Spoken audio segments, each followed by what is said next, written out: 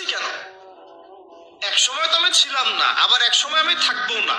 কেউ এসে চিরস্থায়ী হতে পারে নাই, তো আমরাও পারবো না। তো আল্লাহ পাক আমাদেরকে সৃষ্টিটা করলেন কেন?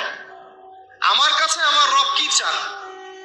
আমি যদি না থাকতাম তাহলে আমার পরিবার চলতো কিনা, আমার সমাজটা চলতো কিনা, আমার শিক্ষা ব্যবস্থাটা চলতো কিনা, আমার দেশটা চলতো কিনা, এই বিশ্বের ঘূর্ণন চলতো কিনা, আর্নিক গতি চলতো কিনা, থেমে যেত? উত্তর না। আমি না থাকলে আর্নিক গতি থামতো না। আমি না থাকলে কি আমার পরিবার থেমে থাকতো না, আমার সমাজ থেমে থাকতো না, এই মসজিদ থেমে থাকতো না, এই রাজনীতি থেমে থাকতো না, অর্থনীতি থেমে থাকতো না, দেশও থেমে থাকতো না, উম্মাও থেমে থাকতো না। তাহলে আল্লাহ পাক আমাকে কেন সৃষ্টি করলেন? আমার কি রোল আছে এখানে, আমার কি ভূমিকা? এই এতটুকু চিন্তা করার মতো আমাদের জেনারেশন আমরা পাচ্ছি না।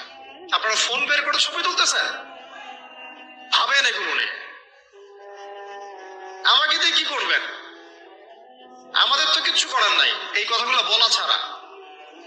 এই কথাগুলো বলা বা সচেতনতা তৈরি করা ছাড়া আমাদের হাতে কিছুই করার নাই।